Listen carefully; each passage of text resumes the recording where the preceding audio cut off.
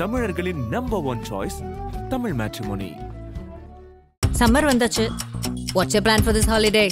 எங்க கிட்ட விட்டுருங்க, நாங்க பாத்துக்கிறோம். GT Holidays. GT Holidays, South India's #1 travel brand. பாமகல ஒரு பயங்கரமான பிரச்சனை. அது வந்து மெயின் ஸ்ட்ரீம் மீடியாவில் ஊதி ஊதி பெருசாக்கி தினமும் அதுதான் விவாதமா இருந்தது. இப்ப அன்புமணி ராமதாஸ் அவர்கள் ஒரு விஷயம் சொல்லியிருக்கிறாரு. இந்த பிரச்சனைக்கு பின்னாடி திமுகவுடைய சூழ்ச்சி வந்து இருக்கு. கட்சியை பட்டி தொட்டி எல்லாம் போயிட்டு விழுந்து விழுந்து உழைச்சி வளர்த்தது அவர் தான். அது நல்லா இருக்கணுமா இல்லையான்றது அவருக்கு தான் முக்கிய பங்கு இருக்கணும். அன்புமணி ராமதாஸ் அவர்களை விட அவருக்கு தான் அதிக அக்கறை இருக்கும். அப்படி இருக்கும்போது இது போட்டிக்காக நம்ம 2 இதுவை கொண்டு வர மாதிரி பண்ணலாமா அப்படின்ற ஒரு எண்ணம் அவருக்கு இருக்கணும். அந்த எண்ணத்தை தடுக்கக்கூடிய அளவுக்கு அறிவுடன் இருந்து நஞ்சை கலந்திருக்கிறார்கள். பனை ஏறுறதுலேருந்து மக்களை படிக்க வைக்க வேண்டும் என்பதற்காகத்தான் காமராஜர் பள்ளிகளை திறந்தார். ஆனால் அவர் சீமான் வந்து திரும்ப அவங்கள பனை ஏற வைக்கிறாரு அப்படின்னு. காமராஜர் ஏதோ அந்த நாடார் சமூகத்துக்கு மட்டும்தான் பள்ளிக்கூடம் திறந்து வச்சாருன்ற அளவுக்கு அறிவு சுருங்கி போச்சா தொடர் வன்னியரசுக்கு தான் என்னுடைய கேள்வி. திருச்செந்தூர் கோவில்ல குடமுழுக்கு அந்த விவகாரம் மாறி இருக்கு. அதுக்கு வந்து தமிழ்ல வந்து செய்யணும்னு சீமான் அவர்கள் கருத்து சொல்ல, அப்புறம் தமிழ் ஆர்வலர்கள் எல்லாமே அதை நோக்கி நகர்ந்துகிட்டு இருக்கிறாங்க. ஆனா அது கனிமொழி அவர்கள் சொல்லும் போது அறநிலையத்துறை ஒரு துறை இருக்கு, அதுக்கு என்ன செய்யணும் அப்படின்னு தெரியும். ஓட்டு கேட்கறப்ப மட்டும் தமிழர்களே என்ன உருட்டி விட்டாலும் கடல்ல நான் வந்து தேக்கு மரமாக தான் நிற்பேன், நீங்க ஏறி பயணிக்கலாம். ஆனா இப்போ மந்திரம் ஓதத்தை மட்டும் சான்ஸ்கிரிட்ல ஓதிக்கிட்டே இருந்தீங்கன்னா ஓட்டு கேட்க போங்க. இந்த முறை மந்திரம் சான்ஸ்கிரிட்ல போட்டுட்டே பிரச்சாரம் பண்ணுங்க. தமிழர்களையும் சொல்லாதீங்க. ஒரு தெளிவாக சொல்ல முடியாத கனிமொழி எதுக்கு? பாமகவுடைய ஒரு நிர்வாகி வந்து கொலை செய்யப்பட்டார். அது வந்து ஃபர்ஸ்ட் ஆக்சிடென்ட்னு சொன்னாங்க. அதுக்கப்புறம் வந்து அது வந்து துப்பாக்கி முனையில அது வந்து அவர் கொலை நடந்திருக்கிறது, சுட்டுக் கொல்லப்பட்டிருக்காரு அப்படிங்கிற செய்தி வருது. இப்ப எதிர்க்கட்சி தலைவர் எடப்பாடி பழனிசாமி அவர்கள் வந்து தமிழகத்துல துப்பாக்கி கலாச்சாரம் வந்து ஜாஸ்தியா தலை தூக்கி இருக்கு. பொதுவாக எடப்பாடி அவர்கள் சொல்றது தவறுன்னு நான் சொல்றேன். அவர் அந்த மாதிரி சொல்லக்கூடாது. இது அமைதி பூங்காவா இருக்கு தமிழ்நாடு. ஒரு சின்ன துளி வன்முறை கூட இல்லை, ஒரு கடத்தல் இல்லை, ஒரு கொள்ளை இல்லை. பொள்ளாச்சி விஷயம் நடந்தது. அவங்க இருக்கும்போதே சிபிஐ கிட்ட ஹேண்ட் ஓவர் பண்ணிட்டாங்க. நீங்க ஏன் அண்ணா பல்கலை மாணவி விஷயத்தை சிபிஐக்கு ஒப்படைக்கல? இது ஒன்றும் இல்லை, சரியான ஒரு நபர்களாக நீங்கள் இருந்துட்டீங்கன்னா கிளாம்பாக்கத்தில் போய் உட்காந்துக்கிட்டு உங்கள் பெரியமை மட்டும் ஒரு 1 மணி நேரம் மைக்கு போட்டு பேசுங்க. எல்லாத்துக்கும் முன்னே வந்து நிற்கிற சேகர் பாபு போய் ஒரு நடுராத்திரியில் நின்று அந்த விசிட் பண்ணி அந்த பிரச்சனை என்ன அந்த மக்களுக்கு இது வரைக்கும் தீர்த்திருக்கீங்க? எவ்வளவு நாள் பிரச்சனை மறியல் இல்லை கலைஞர் 100 வேற பேர் வச்சுங்க. அசிங்கமாக இல்லை உங்களுக்கு? வேல்முருகன் அவர்கள் தமிழக வாழ்வுரிமை கட்சி தலைவர் தொடர்ச்சியாக வந்து தாவேகாவுடைய தலைவர் விஜய் அவர்களை சீண்டும் விதமா பேசிட்டே இருக்கிறாரு. ஏன் தொடர்ச்சியாக இதை வேல்முருகன் செய்கிறார் நினைக்கிறேன்? அப்போ ஒரு பெரிய நடிகர், உச்ச நடிகராக இருந்தவர் அரசியலுக்கு வந்திருக்கிறாரு. ஒரு நிகழ்ச்சி நடத்துறாரு, கூப்பிட்டு நிற்க வச்சு அரவணைச்சு கட்டி பிடிச்சி சின்ன சின்ன பிள்ளைங்க எல்லாம் அவர் வயசு பிள்ளைங்க, எல்லாம் அவர் வயசு பிள்ளைங்க. உனக்கு அந்த எண்ணம் தோணலாமா? முதல்ல நாளைக்கு ஸ்டாலின் மேடையில், உதயநிதி மேடையில் இதெல்லாம் நடக்கும். பேசுவீங்களா அந்த மாதிரி துணிச்சலாம் நீங்க? ஆதர் நேயர்களுக்கு அன்பு வணக்கம். இந்த சிறப்பு நேர்காணலில் நம்முடன் இணைந்திருக்கிறார் மூத்த பத்திரிகையாளர் பாயகிலவன் அவர்கள். சார் வணக்கம். வணக்கம் வினோத். வணக்கம் சார். வணக்கம் சார். 15 நாள் ஆகிருக்கு உங்களை சந்திச்சு. ஆமா, ஒரு நீண்ட இடைவெளிக்கு பிறகு சந்திப்பு. நிறைய விஷயம் நடந்திருக்கு சார். குறிப்பா பாமக விஷயம் நம்ம ஆரம்பத்துலேருந்தே பார்த்துட்டு இருக்கோம். பாமகல ஒரு ரொம்ப பயங்கரமான பிரச்சனை. அது வந்து மெயின் ஸ்ட்ரீம் மீடியாவில் ஊதி ஊதி பெருசாக்கி தினமும் அதுதான் விவாதமா இருந்தது. இப்ப அன்புமணி ராமதாஸ் அவர்கள் ஒரு விஷயம் சொல்லியிருக்கிறாரு. இந்த பிரச்சனைக்கு பின்னாடி திமுகவுடைய சூழ்ச்சி வந்து இருக்கு, அது வந்து நான் வெளிப்படுத்த வேண்டிய நேரம் இருக்கு. நிறைய பேர் சூழ்ச்சி பண்றாங்க, ஐயாக்கு நிறைய விஷயம் தெரியாம இருக்கு, நான் மன்னிப்பும் கேட்டாச்சு, ஆனாலும் பின்னாடி திமுக சூழ்ச்சி இருக்குன்னு சொல்லிட்டு ரொம்ப வெளிப்படையாக ஒரு குற்றச்சாட்டை வந்து வீசியிருக்கிறார் அன்புமணி அவர்கள். இதை நீங்க எப்படி பாக்குறீங்க? இது தொடர்ச்சியாக நீங்கள் பார்த்தீங்கன்னா ராவணாவில் நான் 2-3 இடத்துல மேற்கோள் காட்டியிருப்பேன். இது அப்பா மகனுக்குள்ளே நடக்கிற அந்த பிரச்சனையில் வந்துட்டு ஆளுங்கட்சி தரப்பில் சில ஸ்பை உள்ளே இருந்துக்கிட்டு இப்படியான வேலைகளை செய்கிறாங்க. நீண்ட நெடிய காலமாக கட்சிக்குள்ளே இருந்த ஒரு நபர், இன்னொருத்தரும் அதே மாதிரி நீண்ட நெடிய காலமாக இருந்த இன்னொரு அடுத்த தலைமுறை, ரொம்ப வயசுன்னு சொல்லிட முடியாது, ஒரு 50 வயசுக்குள்ளாக 2 பேரும் இருந்து அவருக்கு வலது இடதுமாக இருந்துட்டு மனசை கலைச்சிக்கிட்டு இந்த மாதிரிலாம் பண்ணியிருக்கிறாங்க அப்படின்றத நான் பதிவு பண்ணியிருக்கிறேன். தொடக்க காலத்திலிருந்தே வந்து பாட்டாளி மக்கள் கட்சியினுடைய இந்த தீரன் மற்றவர்கள்லாம் இருந்தபோது நெருங்கி நான் பழகியிருக்கேன் அவர்களோட. பல சட்டமன்ற உறுப்பினர்கள் வந்து சட்டமன்ற உறுப்பினர்களாக இல்லாத போது நண்பர்களாக பழகினவர்களும் இன்றைக்கி பாமகவில் நிறைய பேர் இருக்கிறாங்க. இன்றைக்கி சட்டமன்ற உறுப்பினராகவும் எம்பிக்களாகவும் இப்படிலாம் இருக்கிறாங்க. நிறைய உள்ள விட என்ன நடக்குதுன்னா இந்த அளவுக்கு வந்து முரண்பாடு நிற்கிற மாதிரி கட்சியில் ஒன்றுமே கிடையாது. எனக்கு தெரிஞ்சு அப்படி எதுவுமே கிடையாது. அக்கா மகனை கொண்டு தங்கச்சி மகனையும் அக்கா வந்து உறவில் கொண்டுட்டு வர்றதில்ல. இவர் ஒரு யதார்த்தமாக தான் இருந்தார் டாக்டர் அன்புமணி அவர்களும். அவர் அந்த தரப்பில் வந்து இப்படி வந்துச்சுன்னா இப்படி ஆயிடும் ஐயா அப்படி ஆயிடும் ஐயான்னு அங்கே போட்டு கொடுக்கறது. அந்த போட்டு கொடுக்கக்கூடிய அந்த டீம் யாருக்குன்னா பேனா வச்சுங்கிற ஒரு நிறுவனத்தினுடைய தலைவராக, அது ஒரு மாப்பிள்ளை அந்தஸ்து வேணும்னு வச்சுக்க, அது மாதிரிலாம் இருக்கிறதுக்கு அங்கேருந்து தான் அந்த சக்தி வாய்ந்த சில சக்திகள், நான் சொல்கிறது பவர்னு சொல்லுவாங்கள்ல, அது கரன்சியாக இருக்கலாம், வேறு எதனா ஒரு இதுவாக இருக்கலாம். இல்லைன்னா நீங்கள் ஒரு கட்சியில் இருந்துக்கிட்டு முண்டி அடிச்சுக்கிட்டு போய் கலைஞருக்கு வந்து பல்கலைக்கழகமே எல்லாம் நீ ஏன் கண்ணீர் விட்டாளுன்ற கதைலாம் இருக்குது பாமகவில். புரியுதில்ல உங்களுக்கு? புரிஞ்சிருக்குன்னு நினைக்கிறேன். கரெக்ட். இப்படி பல விடயங்கள் வந்து இருக்குது. அதை சொல்லிக்கிட்டு சகிச்சுக்கிட்டு இதெல்லாம் வெளிப்படையாக போய் உள்ளே பேசிகிட்டு இருந்தால் நல்லா இருக்காதுன்னு முடிந்த வரை அன்புமணி ராமதாஸ் அவர்கள் எவ்வளோ சகிச்சுக்கிட்டு தான் தள்ளிக்கிட்டே வந்தார். அவர் வந்து நாளுக்கு நாள் அவருக்கு தூபம் வந்து போட்டுக்கிட்டே இருக்கு. ஒன்றுக்கு ஒன்று வீம்புக்கு ஐயா அவர் எடுத்தாச்சு இவர் எடுத்தாச்சு. என்ன இப்போ ஒரு ஆளை எடுத்து போட்டிருக்கிறாரு, மகன் தான் போட்டிருக்கிறாரு, 2 பேருமே ஒரே ரத்தம் தான். நீ போடுற நிர்வாகியும் அதே வன்னியர் சமூகத்தை சேர்ந்தவர் தான், அவர் போடுற நிர்வாகியும் அதே சமூகத்தை சேர்ந்தவர் தான், எல்லாம் இங்கே கட்சிக்குள்ளே உழைச்சிக்கிட்டு இருந்த நபர் தான். இருக்கட்டும், இருந்துட்டு போகட்டும். அதை போட்டிக்காக போட்டோன்னா அவரை நீக்கிறது, 2 பேர் நாளைக்கு 2 பேர்ன்றப்போ ஒரு பகை வந்து பெரியதாக போயிடுச்சு. இப்போ அன்புமணி ராமதாஸ் அவர் தரப்பில் இருந்த இளைஞர்கள் கூட எனக்கு தெரிந்த தம்பிகள் தான், இப்பத்திய தலைமுறை இவங்கெல்லாம். அவங்க கூட வந்து இப்போ ஒரு ஸ்டாண்ட் எடுத்து அன்புமணி தான் இனிமேல் வேறு வழி இல்லைன்ற அளவுக்கு ஒரு முடிவெடுத்து எழுதுகிற தம்பிங்களே நான் பார்க்குறேன். அது ஒரு எல்லையோடு நிறுத்திக்கலாம் அந்த எழுதுறது. ஏன்னா என்றைக்காக இருந்தாலும் ரெண்டும் ஒன்றா தான் இருக்கு. நீர் அடித்து நீர் விலக போகிறதில்ல. இப்போ வந்து இவங்க கருத்து கணிப்பை நடத்தி ஒன்று அன்புமணிக்கு செல்வாக்கு இல்லைன்னு சொல்லி கொதிச்சு போயிட்டு ஒரு பத்திரிக்கை ஆஃபீஸை எரித்து ஒரு 3 பேரெல்லாம் கொலை பண்ணிட்டு நிற்கல இவங்க. புரியுதில்ல உங்களுக்கு? அன்புமணி பெரியவர் ராமதாஸ் அவர்கள் வந்துட்டு என் மகன் கொலைக்காரனா அப்படின்னு பத்திரிக்கை நீ தான் கொலைக்காரன் அப்படின்னு கோபப்பட்டு பேசுகிற அளவுக்கெல்லாம் இல்லை. இந்த வழக்கு இங்கே நடந்தால் சிக்கலாகுன்னு வேண்டப்பட்ட மாநிலத்துக்கு மாற்றி மகன் வந்து அன்புமணியை வந்து விடுதலை பண்ணிக்கிட்டு வர அளவுக்குலாம் மோசமாக நடந்துடல. ஒரு சின்ன முரண்பாடு. நான் இதை தொடக்கத்துலேருந்தே சொல்கிறேன். இது வந்து ஒரு கட்டத்தில் சுமூகமான ஒரு முடிவு நோக்கி நகரும். ஆனால் அரசியல் தலையீடு இதில் இருக்குது. 2 பேரில் ஒருத்தர் பேரை வெளிப்படையாக சொல்லியிருக்கிறாரு சின்னவர் அன்புமணி ராமதாஸ் அவர்கள், இன்னொரு பேரை சொல்லாமல் இருக்கிறாங்க. இளைய தலைமுறைக்கு அந்த இன்னொருத்தர் யாருன்னு எல்லாருக்குமே தெரியுது. அவங்க ஒரு உணர்ச்சி இதில் வந்து சில பேர் பேசும்போது நாங்கள் ஏன்னா கோபத்தில் ஏன்னா சொல்லிடலான்னு கூட நினைக்கிறோம், வேணான்னு கட்டுப்படுத்திட்டு இருக்கிறோம் அப்படின்லாம் கூட சொல்கிறாங்க. ஏன்னா அவரும் நீண்ட நெடிய காலம் கட்சிக்காக இருந்தவர். இப்படிலாம் இருக்கிற இந்த கட்சி வந்து பாட்டாளி மக்கள் கட்சினா ஒரு சிம்ம சொப்பனம் திமுகவுக்கு. ஏன்னா கூட்டணி வச்சுக்கிட்டு இருக்கும்போதே விடாமல் கரைச்சல் கொடுத்துட்டு இருப்பார் ராமதாஸ் அவர்கள். வந்து கூட்டணியில் இருக்கும்போதே தப்புனா தப்பு, ரைட்டுன்னா ரைட்டுன்னு நேருக்கு நேரம் அறிக்கை கொடுத்து சாத்திக்கிட்டே இருப்பார். இப்போ அந்த மாதிரி ஒன்று இருக்கக்கூடாது.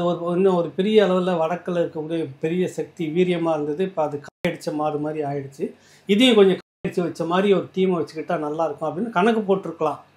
ஆக அது முழுக்க இந்த அதிகார சக்தி மாப்பிள்ளை பீடம் தான் இதுக்கு பின்னாடி இருந்து இயக்குதுன்றதை நான் தொடக்கத்திலேயே இருந்து சொல்லிகிட்டு இருக்கிறேன், பேசிகிட்டு இருக்கிறேன். அது இப்போ வெளிப்படையாக அன்புமணி ராமதாஸ் அவர்கள் சொல்லியிருக்கிறாரு.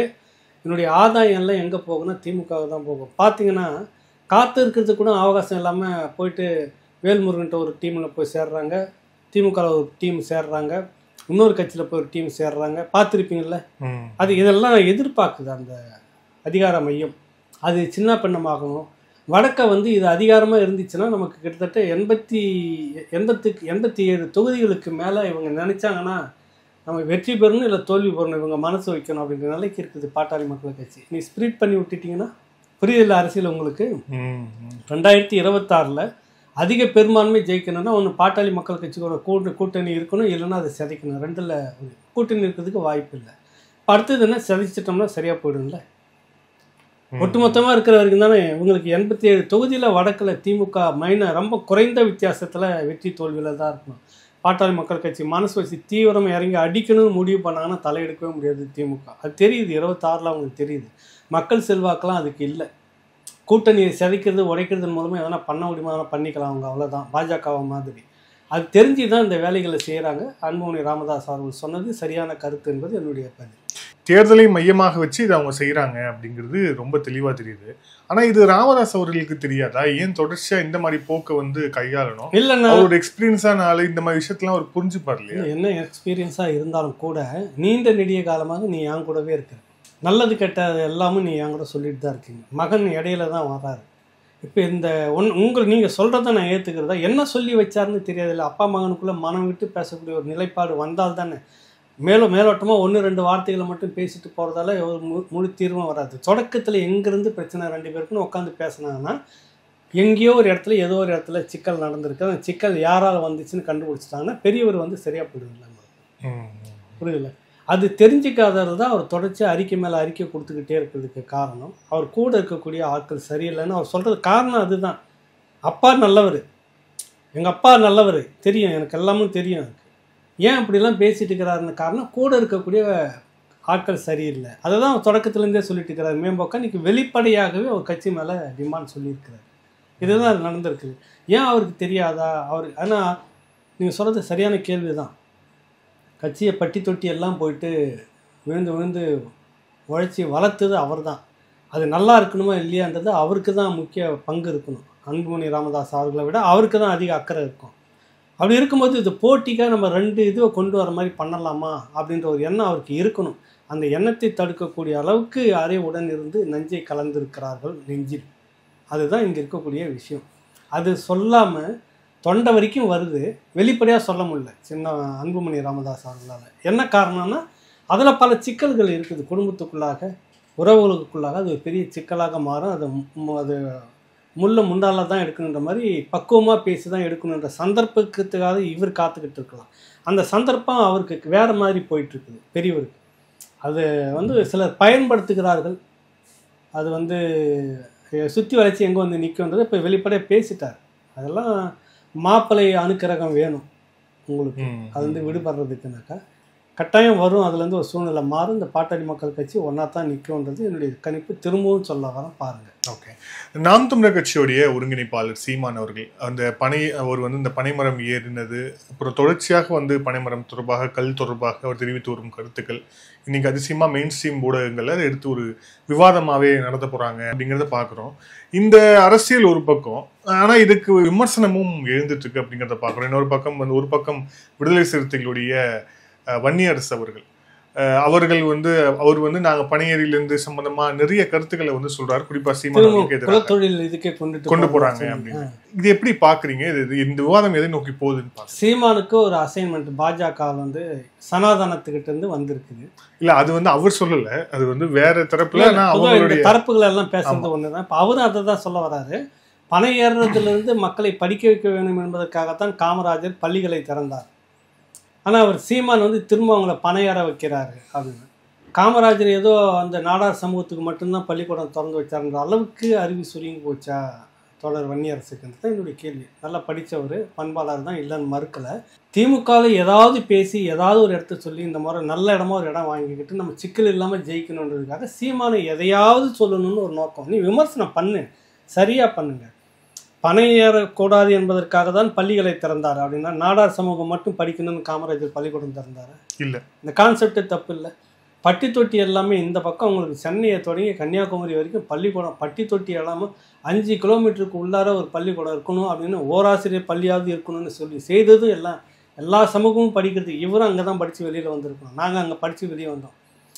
நான் படித்தது கான்வென்ட், அது வேறு விஷயம். ஆனால் அந்த மதிய உணவு திட்டம் வரும், அந்த சோறு அது வரும், எல்லாருக்குமே வரும். அது அப்போ அந்த நாடார் சமூகம் மட்டும்தான் சோறு வாங்கி சாப்பிட்டு அவங்க மட்டும்தான் பள்ளிக்கூடத்தில் படிச்சுட்டு மேலே வந்தாங்களா? இதே அந்த ஒடுக்கப்பட்ட சமூகத்திலேருந்து எல்லாருமே பேசிட்டாங்க. பெருந்தலைவர் காமராஜர் இல்லை என்றால் நான், பிற்படுத்தப்பட்ட சமூகத்திலேருந்து எல்லாருமே பேசிட்டாங்க. அந்த பள்ளிக்கூடம் இல்லைன்னா நாங்கள் சோறும் இல்லை படிப்பும் இல்லைன்னு. எல்லா மக்களுக்குமான கொண்டு வந்த ஒரு திட்டத்தை அந்த காமராஜரை நீங்கள் எந்த அளவுக்கு சீமான் மேலே இருக்கக்கூடிய அந்த காழ்ப்புணர்ச்சி, அது பொறாமை தான். அதுக்காக வந்து நீ காமராஜர் கொச்சப்படுத்துறீங்களா இல்லை யார் கொச்சப்படுத்துறீங்க? இல்ல, காமராஜருக்கு அப்படியே நேர் எதிர்கோட்டில் சீமான் பயணிக்கிறார். எப்படி பயணிக்கிறாரு? பனைமரம் ஏறு அப்படின்னு சொல்றதுனாக்கா கல் இறக்குங்க, அனுமதி கொடுங்கன்னு ஒரு போராட்டம் எதிர்ப்பு தெரிவிக்கிறது. அதுக்காக அந்த சமூகம் எல்லாம் திரும்ப பனைமரம் ஏறணும், எல்லாருமே கல் இறக்கணும்னு அந்த சமூகத்தை சொல்லலையே. இப்போ எங்களது வந்து பழைய ஒருங்கிணைந்த வடார்காடு மாவட்டம், அப்போ பெரிய அளவில் இருந்தது. வேலூர் தொடங்கி இந்த பக்கம் விழுப்புரம் வரைக்கும். இப்போ அதுவே 2-3 மாவட்டங்களாக பிரிஞ்சு போச்சு, 4 மாவட்டங்களாக பிரிஞ்சு இருக்குது. அது வரைக்கும் இருக்கக்கூடிய அந்த பகுதியில் எங்கள் ஊரில் ஒரே ஒரு நாடார், எனக்கு தெரிஞ்சு ஒரு 15 வயதுக்கு பிறகு நான் பார்க்குறேன், ஒரே ஒரு பாத்திர கடை வச்சிருந்த நாடார் தான் வந்தார். அப்போ அந்த பக்கத்தில் எக்கச்சக்கமான பனை மரங்கள் யார் ஏறி இருப்பாங்க, யார் அறுத்துருப்பாங்க சொல்லுங்கள். அங்கங்கே இருக்கிற மக்கள் அவங்கவுங்க அறுத்தாங்க, அவங்கவுங்க வியாபாரம் பண்ணாங்க, அவங்கவுங்க லாபத்தை அனுபவிச்சாங்க. பனை தொழில் இருந்தது ஒரு பெரிய லாபம் கொழிக்கிற தொழில். எல்லாம் இன்னைக்கு நீங்கள் அதை வந்து மதிப்பு கூட்டிய பொருளாக மாற்றி ஏற்றுமதி பண்ணுற அளவுக்கு இன்னைக்கு எக்ஸ்போர்ட் அளவுக்கு போயாச்சு.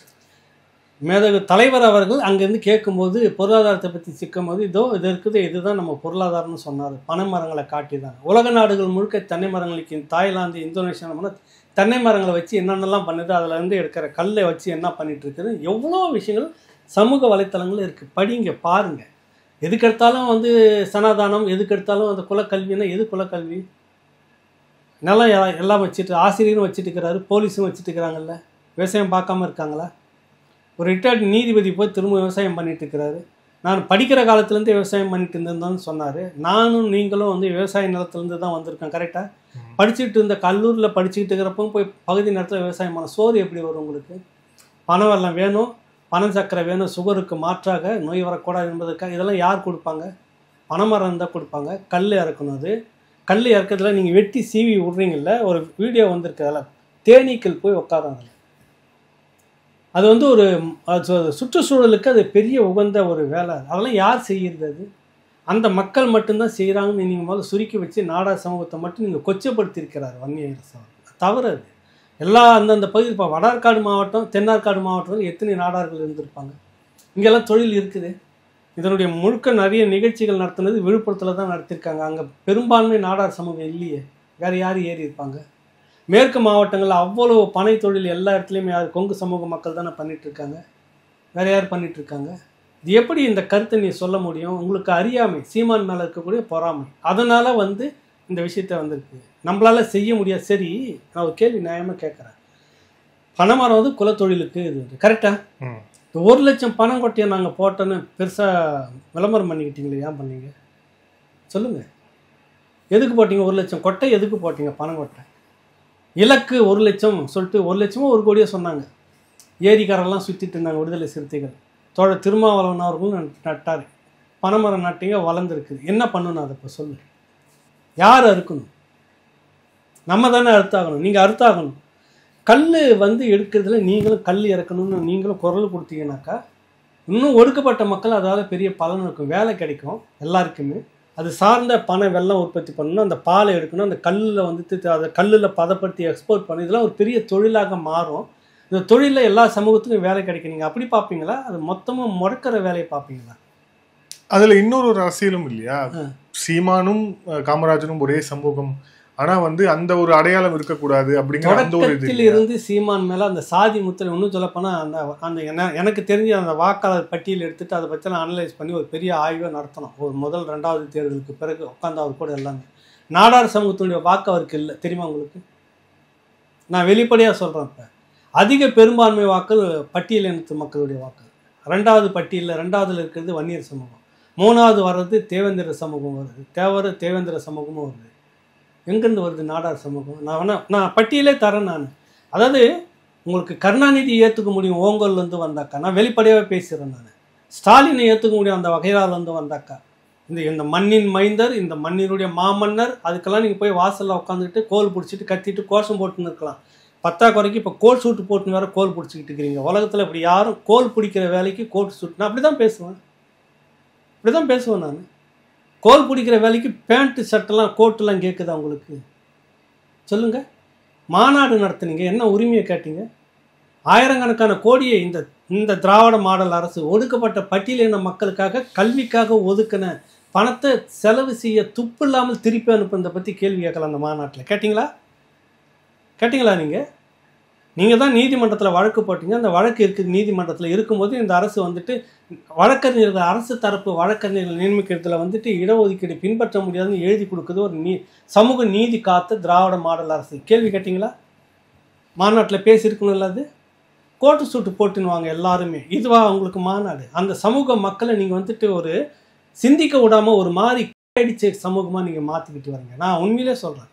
ஒரு மாபெரும் கருத்துக்களை முன்வைத்த தோழர் திருமாவளவன் இன்னைக்கு எந்த இடத்துல வந்து நிற்கிறான்றப்ப எனக்கெல்லாம் கொதிக்குது. தொடக்க காலத்தில் அவருடைய பேச்செல்லாம் கேட்டு ஆதங்கப்பட்டு கிளர்ச்சியில் ஏன்னா விடுதலைன்னா அதுதான், அவர் பேசுனது தான் விடுதலை தமிழுக்கு அப்படின்றப்ப அது அவர் தான் முன்னேற்றி ஏறு. அது சீமான் பலமுறை சொல்லிட்டாரு. தமிழ்நாடு முழுக்க தமிழ் பேரை வச்சு சுற்றின ஒரே ஒரு இது திருமாவளவன் தான். கருணாநிதி செய்யலை. ஆனால் நீங்கள் இந்த கேள்வி இதெல்லாம் கேட்டிங்களா? உங்கள் மாநாட்டில் கேட்டிங்களா? நீ கேட்காம திருமாவளவன் பனைமரம் ஏறுந்து அந்த சமூக மக்களுக்கு தான் பேசுகிறீங்க. நீங்கள் இந்த பக்கம், அந்த பக்கம் 1 லட்சம் பண விதை எதுக்கு போட்டிங்கன்னு கேட்டால் பதில் இல்லை உங்களுக்கு. எதுக்கு போட்டிங்க? அந்த 1 லட்சம் பனைமரத்து விதையில் வந்துட்டு கோபாலபுரம் கும்பல் வந்து பனைமரம் ஏறி வெள்ளம் காய்ச்சி இறக்கி வடிகட்டி எல்லாருக்கும் கொடுத்துட்டு இருக்குமா? யாருக்கு போட்டிங்க? 1 லட்சம் விதை எதுக்கு போட்டிங்க? 1 லட்சம் பணம் கொட்ட 1 லட்சமா அதுக்கு மேலேயே போட்டிங்கல்ல. யார் வரும்? உங்கள் குடும்பம் வந்து உட்காந்துட்டு எல்லாம் செய்துட்டு இருக்குமா? நான் இப்படி சொல்கிறேன் தப்பாக நினைக்கிறேன். நான் ஒட்டுமொத்த தெலுங்கின மக்களை நான் சொல்லலை. அந்த தெலுங்கின மக்களுடைய பெயரை சொல்லி ஒரு குடும்பம் இன்றும் கொள்ளையடித்து கொண்டு இருக்கிறதுன்னு அப்படின்னு நான் சொல்ல வரேன். நான் சொல்லு, சாராய ஆலை எவ்வளவு இருக்குது? அதில் ஆல்கஹால் வந்து 42% என்னவோ இருக்குது. நல்லுசாமின்னு ஒரு தோழர் அடிக்கடி இதை பற்றி பேசிட்டுக்கிறாரு. நம்ம சாப்பிட்ற உணவு இருக்குல்ல, தயிரில் இருக்குது ஆல்கஹால் 6% என்னவோ இருக்குது. மோரில் இருக்குது ஆல்கஹால் இருக்குது. புளிச்சி சாதம் நம்ம சாப்பிட்றதுல வந்து குறிப்பிட்ட 12-13 படி ஆல்கஹால் இருக்குது. கல்லில் 14% தான் இருக்குது. இது எப்படி உங்களுக்கு போதையை கொண்டு வந்துடும்? இதால் எப்படி உடம்புக்கு கெடுதல் வரும்? விஞ்ஞானபூர்வமாக குடல் பிரச்சனையெல்லாம், குடல் நோயெல்லாம் அதை நீ சாப்பிட்டுட்டு இருக்கிறப்ப சரி பண்ணுதுன்னு சொல்லுது. அது ஒன்ன மாதிரி கேரளாவில் தான் இருக்காங்க. கேரளாவில் இருக்கிறாங்கல்ல, கேரளாவில் போய் நீ பார்த்துட்டு வா. கர்நாடகாவில் இருக்குது, ஆந்திராவில் இருக்குது. உங்களுக்கு சொந்தம் ரத்த சொந்தம் ஆந்திராவில் இருக்குது. பாருங்கள், நிற்பாங்க, கேளுங்க. சரி, தமிழில் பேசினா கூட விளங்கி தொலையாதுங்க உங்களுக்கு. உங்கள் மொழியிலே பேசுங்களேன். இல்ல, இந்த ஆங்கிள் வந்து கிருஷ்ணசாமி சொல்றாரு, அதுவும் வந்து சாராயம் தானே. அதுல இப்ப டாஸ்மாக் சாராயத்துல இருந்து இது எப்படி வந்து வேறுபடுது? தோழர் நல்லுசாமி அவர்கள் வந்து பகிரங்கமாக 1 கோடி ரூபாய் பரிசு வச்சு என்கிட்ட ஒரு பொது விவாதத்துக்கு வாங்க, இதை வந்து பேசுங்க, நான் கல் வந்து உணவு தான் தேசிய பட்டியலில் எப்படி நான் சொல்லியிருக்குன்னு, சர்வதேச அளவில் எப்படிலாம் இருக்குன்னு நான் விவரிக்கிறேன். யாராவது நீங்கள் ஜெயிச்சிட்டிங்கன்னா 1 கோடி ரூபாய் அங்கே போய் பேச சொல்லுங்கள் தோழர் கிருஷ்ணசாமி அவர்களை. அவருக்கு என்னவோ சீமான் மேலே காழ்ப்புணர்ச்சி, சீமானை கைது செய்யாவிட்டால் நான் போராட்டம் நடத்துவேன்னு கிளம்புறாரு. என்னன்னா அருவாலை தூக்கி காட்டினாரான். அருவாள் இருக்குது, நான் தொழிலை பண்ணுவேன், இந்த தொழிலை பண்ணி தாண்டா அவன்னு சொல்கிறாரு. அதில் என்ன அர்த்தம்? அது உங்களை மிரட்டுறாரா? எல்லாத்துக்கும் நீங்களாம் ஒரு கற்பனையை வச்சு நான் அவர் தூக்கி காட்டாரு, இதை பாரு இது இருக்குது, நான் தொழிலை செய்வேன் அப்படின்னு சொல்கிறாரு. இதில் என்ன உங்களுக்கு வந்தது? என்னன்னா அவர் அந்த அரசியலை முன்னெடுக்கிறாரு, மக்களுக்கான அரசியல். அது வந்து ஒரு பெரிய பொருளாதார குவியல் அதுக்குள்ளே இருக்குது. பல ஆயிரம் கோடி நீங்கள் ஏற்றுமதி பண்ணலாம். அது கேரளாவில் நடந்துட்டு இருக்கு, கர்நாடகாவில் நடந்துட்டு இருக்கு, ஆந்திரா தெலுங்கானாவில் நடந்துட்டு இருக்கு. ஒருவேளை இப்படி நினைக்கிறாங்களோ இல்லையோ, எங்களுக்கு ஈஸியா டாஸ்மாக் இருக்கு, நாங்க அதுல வந்து இல்ல பிரச்சனை என்ன உங்களுக்கு? இவங்கெல்லாம் இவ்வளவு கூப்பாடு போறதுக்கு காரணம் என்ன தெரியுமா உங்களுக்கு? தனி முதலாளிகள். இப்போ யாராட்டு டாஸ்மாக்? ஜெகத் ரட்சகன் வெளிப்படையா பேசிடுறேன், டிஆர் பாலு, கனிமொழி, பழைய இதில் அதிமுகவில் மிடாஸ் வந்து சசிகலாவுடைய பினாமி. இந்த பெருமுதலாளிகள் பழைக்கணுன்றதுக்காக பல ஆயிரம் கோடி அரசுக்கு மட்டுமே வந்து இடையில ஒரு 30,000 காணாமல் போச்சு, எங்கே இருக்குன்னு தெரியல, வச்சுட்டு முடிக்கிறாங்கன்னு சொல்கிறாங்கல்ல. 1 லட்சம் கோடி 50,000 கோடி லீக்கேஜ் இருக்குன்னு, லீக்கேஜ் 50,000 கோடி இருக்குதுன்னு சொன்னார்ல ஒரு மினிஸ்டர். அப்புறம் ஊழல் மட்டுமே 1 கோடி நடந்திருக்குன்னு சொன்னாங்க. இது வந்து பாதிக்கு பாதி 1020 கட்டணத்தில் மட்டுமே இப்படி, மீதி பாதி நேராக வந்துட்டு விற்று முதலாளிட்டு நேராக போயிட்டு இந்த ஃபேக்ட்ரிக்கு. அப்போ அவ்வளோ எத்தனை ஆயிரம் கோடிகளை, லட்சக்கணக்கான கோடிகளை சம்பாதிக்கிறவங்க அவங்க வாழணுமா? ஆனால் லட்சக்கணக்கான மக்கள் வாழக்கூடாதுன்னு சொல்கிறப்ப நீ இந்த மண்ணுக்கு ஏற்ற தலைவனா இல்லையா? அதை சொல்லுங்கள் முதல்ல. தனிப்பட்ட 4-5 குடும்பம் மட்டும் கோடி கோடியாக வாங்கினா அந்த குடும்பத்துலேருந்து நேராக ஆளுங்கட்சிக்கு பணம் போகணும். இந்த மாதிரி பேசக்கூடியவர்களுக்கு கட்டிங் கிட்டிங்லாம் வரணும். நான் வெளிப்படையாகவே பேசுகிறேன். நான் யாரும் வாங்காதவங்க இருக்காங்க பட்டியல் சொல்ல என்னாக்கா டிஆர் பாலனுடைய அந்த நிறுவனத்துக்கு எதிராக போராட்டம் பண்ண சொல்லு. நாளைக்கு எத்தனை பேர் வருவாங்கன்னு போக சொல்லுங்கள். இதில் ஏன் ஒருத்தர் கூட அந்த பக்கம் போக மாட்டேங்கிறீங்க? ஏன் போராட்டம் நடத்த மாட்டேங்கிறீங்க? இந்த 4-5 பேர் சுட்டி காட்டினால இந்த 4-5 பேருடைய அந்த நிறுவனத்துக்கு எதிராக யார் போராட்டம் நடத்த போகிற பாருங்கள். வாங்குறவங்க அத்தனை பேரும் போகிறதில்ல, வாங்காதவங்க தான் போராடிக்கிறாங்க. ஏன்னா வாங்காதவங்க மக்களுக்காக பேசிக்கிட்டு இருக்கிறாங்க. இதுதான் நடந்துக்கிட்டு இருக்குது. அப்போ அதில் வந்து 44-45% ஆல்கஹால் இருக்குது. சிறுநீரகம் பாதிக்கும், லிவர் பாதிக்கும். அரசு மருத்துவமனையில் போய் பாருங்கள், எத்தனை ஆயிரம் குடும்பங்கள் வந்து கதறி கதறி கதறி துடிச்சிட்டு இருக்கிறாங்க. அது உங்களுக்கு ஏற்புடையதாக இருக்குது. மருத்துவர் ஐயா உள்பட சொல்கிறான், மருத்துவர் கிருஷ்ணசாமி அவர் உள்பட சொல்கிறார். இதுக்கெல்லாம் குரல் கொடுக்க மாட்டாரா திருமாவளவன்? அதிகமாக உழைக்கும் ஒடுக்கப்பட்ட மக்கள் தானே அந்த சாராயத்தில் விழுந்து கிடக்குறாங்க. இல்லை, அவர் தான் மது ஒழிப்பு மாநாடு அப்படின்னு கள்ளக்குறிச்சி நடத்துனீங்கன்னா இப்போ எங்கே விற்கிது? அதுக்கு என்ன அர்த்தம்? டாஸ்மாக்லேருந்து சக்தி நீரா நான் கேட்குறது? கொக்கோ கோலாவா? இல்லை, ஃபேண்டாவா? 7அப்பா? தம்ஸ்அப்பா? என்ன அது? என்ன எதாவது சொல்லி தொலைக்கணும் இல்லை?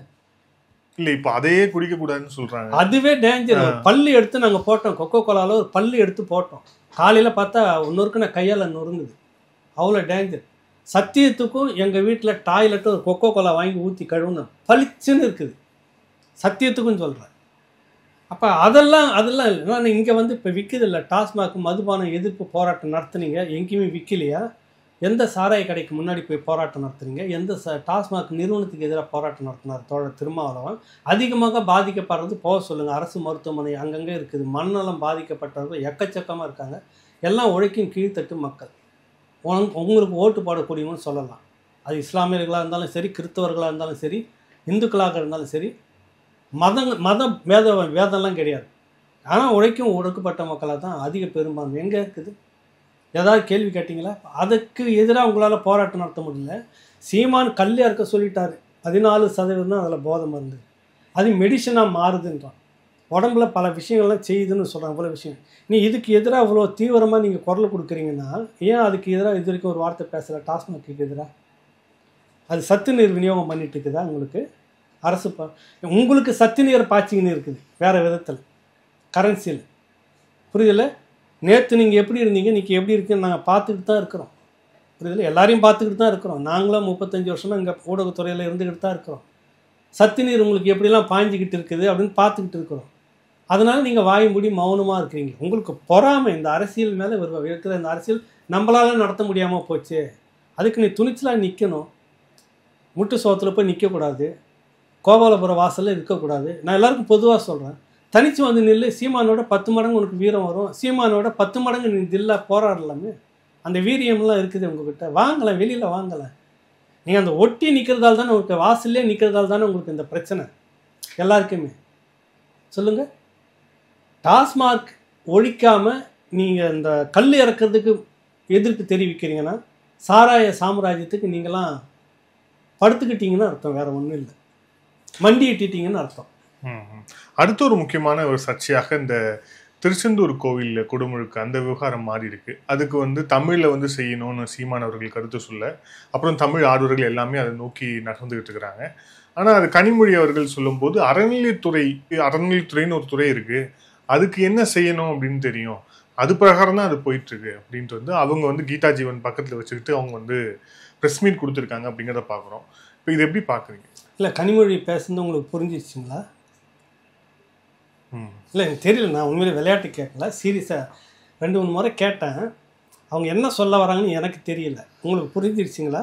இல்லை, அது இந்த காமெடியில் சொல்கிற மாதிரி இதற்கு இது பதில் இல்லையே அப்படிங்கிற மாதிரி தான் இருந்துச்சு. அது அவர் கேட்குறது திருச்செந்தூர் முருகன் கோயிலில் தமிழில் அர்ச்சனை நடக்குமா, குடமுழுக்கு செய்கிறப்ப தமிழில் ஓதுவாங்களான்னு தான் கேள்வி.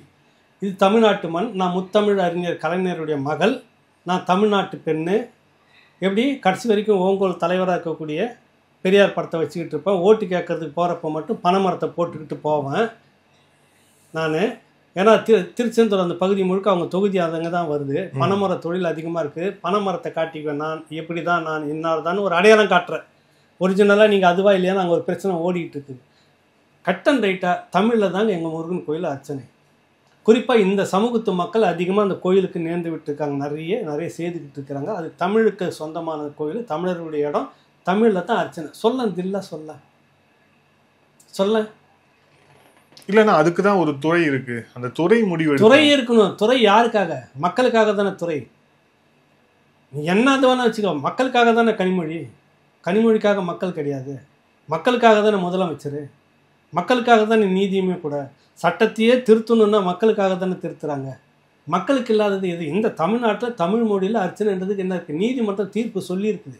மணியரசன் அவர்கள் அவங்க வச்சிருக்கிற அந்த அமைப்பு சார்பாக நீதிமன்றம் வரைக்கும் போயிட்டு உத்தரவு வாங்கி வந்திருக்கிறாங்க. அதை நடைமுறைப்படுத்துறதுல உங்களுக்கு என்ன குறைச்சது?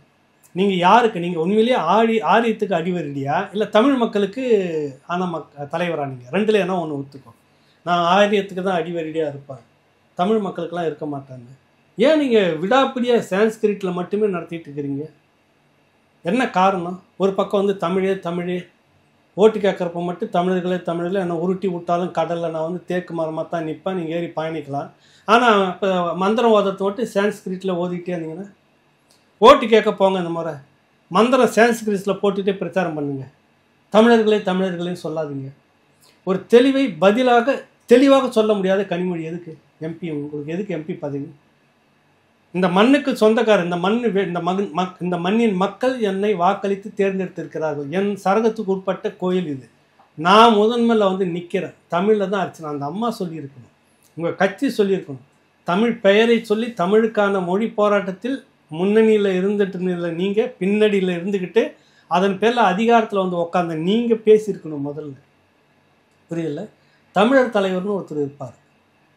தமிழர் தலைவர் பெரியார் மடத்தினுடைய மடாதிபதி அவர், கி வீரமணி ஐயான்னு பேர். மதிப்புக்குரிய மடாதிபதி கி வீரமணி ஐயா தமிழர் தலைவர் தானே. நீங்கள் இந்த பிரச்சனை தமிழுக்கு அர்ச்சனை சொல்லணுமா சொல்லணும்? நாங்கள் சான்ஸ்கிரிட்டை ஆதரிக்கிறோம் இல்லை தமிழை ஆதரிக்கிறோம், ரெண்டுலன்னா ஒரு பதிலை சொல்லணுமா இல்லையா? எங்கே போய் பதுங்கிட்டீங்க? இல்லை, நாங்கள் தான் கடவுளையே ஆதரிக்கலையே. கடவுளையே ஆதரிக்கிற அப்புறம் மடாதிபதிகளை மட்டும் கூப்பிட்டு நிகழ்ச்சி நடத்துறீங்க, ஒன்றா உட்காந்துக்கிறீங்க. கேட்டால் பெரியாரே மடாதிபதியோடு கரங்கொத்தாது. அது பிராமின் வேற, இது வந்து சைவம், இவர்கள் வந்து இப்படின்னு பேசிக்கிறீங்க. ஏன் பேசிக்கிறீங்க சொல்லுங்கள்? ஏன் பேசிக்கிறீங்க? எந்த மடாதிபதி நிகழ்ச்சி நீங்கள் ஒன்றா கூடி நடத்தினது இல்லையா? நிகழ்ச்சியில் தலையிட்டிருக்கீங்க, பேசியிருக்கீங்க. பார்ப்பனியம் வேறு, இது வேறு, இவர்கள் வேறு அப்படின்னு சொல்லியிருக்கிறீங்கல்ல. பிரச்சனை மொழி தமிழா சான்ஸ்கிரிட்டா? அதான். உனக்கு தமிழ் வேணுமா சான்ஸ்கிரிட் வேணுமா? வாயை திறக்கணுமா இல்லையா? பெரியார் மடத்தினுடைய மடாதிபதி ஐயா கி வீரமணி வாயை திறந்து இருக்கணுமா இல்லையா? நான் ஏன் திரும்ப மடாதிபதி அப்படின்னு சொல்கிறேன்னாக்கா, அவர் சான்ஸ்கிரிட் பற்றாளர், அவரும் அதை தான் ஆதரிக்கிறாருன்னு நான் நினைக்கிறேன். பேசி நீ வந்து சீமானுக்கு முன்னாடி நின்று இருக்கணும். நீ என்னையா பேசுறது? என் மண்ணுக்கு நான் பேசுவேன், நான் தான் தமிழர் தலைவர், பேசு வாங்க. செய்திருக்கணுமா இல்லையா? நான் கேட்குறது தப்பாக ரைட்டா நீங்கள் சொல்லுங்கள். இந்த கருஞ்சட்டை தோழர்களாக எங்கே போயிட்டீங்க? மற்ற விஷயத்துக்கெல்லாம் வரீங்க இல்லை. இந்த விஷயத்தில் தமிழ் இந்த பிரச்சனைக்கு நாங்கள் தான் முன்னோடி, நாங்கள் தான் குரல் கொடுப்போம். நீங்கள் வா, ஏன் பதுங்குறீங்க? ஆரியத்துக்கு துணை போகிறீங்களா? ஆரியத்தினுடைய பினாமியா? ஆர்எஸ்எஸ்னுடைய பினாமியா? நாளைக்கு ஆர்எஸ்எஸ் இந்துத்துவானுடைய அதிகார மையத்தோடு கை கோக்கிறதுக்கு இதெல்லாம் தடையாக இருக்குன்னு பயப்படுறீங்களா? நீங்கள் ரகசிய கூட்டணிக்கு இதெல்லாம் எதிர்ப்பாக இருக்கும். ஈடியிலேருந்து எல்லாம் குடிமை மாட்டிகிட்டு இருக்குது. நம்ம சான்ஸ்கிரிட்டை வந்து விட்டுட்டு தமிழ் தான் குரல் கொடுத்தா எல்லாம் தூக்கி உள்ளே வச்சுருவான்னு பயமா உங்களுக்கு? பின்வாசல் வழியாக போய் பேரம் பேசி அரசியல் பண்ணுறதுக்கு இது தடையாக இருக்குன்னு பார்க்குறீங்களா? ஏன்னா நீங்கள் இப்படிலாம் பேசிட்டு போனால் நிர்மலா சீதாராமன் கோச்சிக்குவாங்க, ஆடிட்டர் குருமூர்த்தி கோச்சிப்பார், அங்கே பின்வாசல் ஒன்று இருக்குது அந்த தளம் கோச்சிக்கும். இதெல்லாம் கோச்சிக்கும்ன்றதுக்காக கோவப்பட்டுன்றதுக்காக நீங்கள் ஏன் இந்த விஷயத்தில் ஏன் தெளிவாக பேச மாட்டேங்கிறீங்க? நீதிமன்றம் சொல்கிறது தமிழில் அர்ச்சனைன்னு. மூலஸ்தானத்தில் பண்ணுறதை விட்டு வெளியில் வந்து நிற்க வச்சுட்டு ஓதுவார்களை வந்து மோத வச்சுட்டு கோயிலில் நடந்துச்சுன்னு போய் வீடியோ ஆதாரத்தை கொடுக்குறாரு சேகர் பாபு அவருக்கு. பேசுங்க. சேகர் பாபுனுடைய விஷயங்கள் எல்லாம் இந்துத்துவாவுக்கு சரியானதா தவறானதா, இந்துத்துவாவமா இல்லையானா? ஆசிரியர் வீரமணி பேசணும் இல்லை, மடாதிபதி பேசணும் இல்லை. கருப்பு சட்டை போட்ட ஒரு ஆர்எஸ்எஸ்னுடைய கிளை அமைப்புன்னு நான் குற்றச்சாட்டு சொல்கிறேன். இல்லைன்னா வா, நீங்கள் தான் திருச்செந்தூருக்கு போராடணும். தமிழுக்கு உங்களுக்கு உரிமை இருக்குது. தமிழர் தலைவர்னு போட்டுக்கிற திராவிட பொங்கல் வைப்பீங்க. எத்தனை காலம் இந்த தமிழர் தலைவர் திராவிட பொங்கல் எத்தனை காலம் ஓட்டிக்கிட்டு இருப்பீங்க நீங்கள் சொல்லுங்கள்? கேட்டால் நீங்கள் மிரட்டுறது, உங்களுக்கு இதே வேலை தான். ஒன்று பேசினா மிரட்டுறது, அவதூறு சொல்கிறது. உங்கள் கோஷ்டிகளெல்லாம் அப்படி தான் பண்ணிட்டு இருக்கிறீங்க. வேறு எதனா தர்க்க ரீதியான விவாதத்தை பண்ணியிருக்கீங்களா? இது வரைக்கும் பண்ணியிருக்கீங்களா? ஒரு இதுவும் கிடையாது. எதுக்கெடுத்தாலும் அதிகாரம் உங்ககிட்ட இருக்குது, சொல்லி ஒரு வழக்கு போடுறது, இல்லை மிரட்டுறது, இல்லைன்னா அவதூறு வச்சு யாருன்னா வச்சு எழுத வைக்கிறது. இது தானே நீங்கள் பண்ணிட்டு இருக்கிறீங்க. இதை தாண்டி வேறு என்ன பண்ணீங்க? திருச்செந்தூர் விவகாரத்தில் இந்த மாதிரி பேசின சீமான் பேசுனதில் தவறு அப்படின்னு நீங்கள் சொல்லிட்டு யாராவது வாங்க வெளியில். சரியானதுன்னா அந்த போராட்டத்துக்கு கூட நில்லுங்க. நீங்கள் சான்ஸ்கிரிட்டை ஆதரிக்கிறீங்களா? முதலமைச்சர் ஸ்டாலின் அவர்கள் நீங்கள் தான் குரல் கொடுக்கணும். அதுக்கு நீங்கள்லாம் சொல்லி நான் வந்து தமிழில் அர்ச்சனை பண்ணணும்னு அவசியமே இல்லை. சீமான், நான் முதலமைச்சர், நான் உத்தரவிட்டுதான் தமிழில் தான் அர்ச்சனை நடத்தணும் அப்படின்னு நீங்கள் சொல்லுங்கள். ஸ்டாலின் அவர்களே ஒரு முறை சொல்லிவிடுங்க. சீமான் அரசியலே தேவையில்லாத போயிடுமே. நீங்கள் செய்துடுங்க, அது செய்துடுங்களேன். சீமானுக்கு ஏன் நீங்கள் அரசியலுக்கு இடம் வைக்கிறீங்க? புரியுது? சீமான் அரசியலே வேணாமே, தேவையில்லையே. நீங்கள் இது மாதிரி அறிவிச்சுட்டு அவருக்கு போராட்டமே தேவையில்ல. அவருக்கு அரசியல் செய்யறதுக்கு இடம் கொடுக்க வேணாம், அறிவிச்சுட்டு போங்க நீங்கள். புரியுதில்ல? என்ன கெட்டு போச்சு? என்னுடைய தமிழ்நாடு, நான் முத்தமிழ் அறிஞருடைய மகன் முத்துவேல் கருணாநிதி, முத்தமிழ் அறிஞர் முத்துவேல் கருணாநிதியுடைய மகன். எனக்கு தமிழை பற்றி சொல்லிக் கொடுக்குறதுக்கு ஒருத்தன் பாடம் நடத்துறதுக்கு தேவையில்லை. நான் ஆணையிடுறேன், தமிழில் தான் அர்ச்சனை, பிறகு சான்ஸ்கிரிட்டில் நடத்திக்கலாம். சொல்லிட்டு போ, அறிவிச்சுட்டு போ, அதான் நடக்குன்னு நிரூபித்து காட்டு. சீமானுடைய அரசியல் தேவையற்றதாகிடும். செய்யுங்களேன். ஏன்னா உங்களுக்கு வந்து அணுக்கமாக நான் பல முறை சொல்லிட்டேன், ஆர்எஸ்எஸ்க்கு எப்போதெல்லாம் குளிர் அதிகமாக அடிக்குதோ திராவிட போர்வையை போத்திக்கும், திராவிடத்துக்கு எப்பெல்லாம் குளிர் ஜுரம் வருதோ அப்போல்லாம் ஆர்எஸ்எஸ் போர்வையை போத்திக்கும். இவங்க ரெண்டு பேரும் ஒன்றுக்குள்ளே ஒன்றுன்னு நான் சொல்ல வரேன். இல்லைன்னு சொல்லுங்கள். இப்போ தானே நடந்துக்கிட்டு இருக்குது. நீங்கள் செய்ய வேண்டிய போராட்டத்தை இன்னொரு அமைப்பு எடுத்து போராடிட்டு இருக்குது. நாம் தமிழ் வச்சு இது நீங்கள் நடத்த வேண்டிய போராட்டம். தமிழை சொல்லி அதிகாரத்தில் வந்து உட்காந்துட்டு தமிழுக்கு இந்த மண்ணில் இடம் இல்லைன்னு சொல்லி நகர்த்திட்டு இருக்கிறீங்க. நீங்கள் அரசியலை அழிச்சிக்கிட்டு இருக்கிறீங்க தமிழில். ஏன்னா எதை சொல்லி வந்து உட்காந்தீங்க? முதல்ல இந்திய எதிர்ப்பு போராட்டம், தமிழ் பற்று, எத்தனை ஆயிரம் பேர் உயிர், எத்தனை நூற்றுக்கணக்கானவர்கள் உயிர் பலி கொடுத்த இடம் அது. அவன் வரலாற்றை கூட பாடத்திட்டத்தில் ஒழுங்காக வைக்கிறதுக்கு துப்பு இல்லை உங்களுக்கு. சொல்லு, அவனுடைய தியாகத்தை இந்த மாதிரி எங்கேயாவது நடக்குமா உங்களுக்கு? மொழிப்போரில் மதராஸ் மனதேன்ற ஒரு போராட்டம் நடந்தது. தெலுங்கானா போராட்டம் எங்களுக்கு வந்து ஆந்திரா வேணும், தனி மாநிலம் வேணும்னு கேட்குறாரு. தனி ஆந்திரா வேணும் அப்படின்னு கேட்டுட்டு அந்த மொழிக்காக போராடினவர் ஐயா பொட்டி ஸ்ரீராமன். அதை பற்றி நிறைய பேசலாம். அவரை அந்த ஆந்திராவில் எப்படி உயர்ந்த இடத்துல வச்சுருக்காங்க. எந்த கட்சி தொடங்கினாலும் அங்கே தான் முதல்ல போயிட்டு பெரியாருக்கு இங்கே எல்லாத்துக்கும் போய் பண்ணுறாங்கல்ல, செய்யாத பெரியாருக்கு. அந்த மாதிரி இல்லை. அங்கே வந்து அந்த மண்ணில் எல்லாமே மதிக்கிறாங்க. ஆந்திராவை சுற்றி பிரதான எல்லையில் அவருடைய பிரம்மாண்ட சிலை பூங்காவோடு இருக்கும். இங்கே தமிழுக்காக உயிர் விட்டார்ல சங்கரலிங்கனார், என்ன எங்கே மதித்து எங்கே வச்சுருக்கீங்க? அப்போ நீங்களாம் யாருக்கானவர்னு தெரியுதா இல்லையா உங்களுக்கு? திருவள்ளுவருக்கு உயர்ந்த இடம் இல்லை, சங்கரலிங்கனாருக்கு உயர்ந்த இடம் இல்லை. இப்போ அங்கே வந்து பொட்டி ஸ்ரீராமலை எப்படி தூக்கி வச்சுருக்கிறாங்க, இங்கே எப்படி சங்கரலிங்கெல்லாம் ஒன்றுமே இல்லை, அடையாளமே இல்லை, யாரோ தெரில. இப்படி தமிழருடைய வரலாறுங்க அடுக்கடுக்காக அழிக்கப்படுது. இதை பற்றி இதெல்லாம் பேச வேண்டிய அரசியல் இங்கே இருக்கணும். ஒன்றும் இல்லை, செம்மொழி கொண்டு வந்துட்டாராம். கலைஞாநிதி பிறந்த நாள் செம்மொழி நாள். பாவாணரை விட பெரிய ஆய்வு அறிஞர் அவர். சொல்லுங்கள், தமிழில் என்ன நீங்கள் ஆய்வு பண்ணி வெளியே கொண்டு வந்த நூல் என்னன்னா சொல்லுங்கள். வெளிப்படையாக நான் பேசுகிறேன். ஏதோ நெஞ்சிக்கு நீதிய வரலாறு எழுதுனீங்க போனீங்க, சரி. அதை தாண்டி என்னென்ன இலக்கியங்கள், அறிஞர் குணாவை விட தமிழில் பெரிய புத்தகங்களை கொண்டு வந்திருக்கீங்களா இது வரைக்கும் ஆய்வு நூல்களை? மாசோ விக்டர்கள் 137 ஆய்வு நூல்களை கொண்டு வரைக்கும் உங்களால் பதில் சொல்ல முடியல. மொத்தம் 35,000 பக்கங்கள் அது.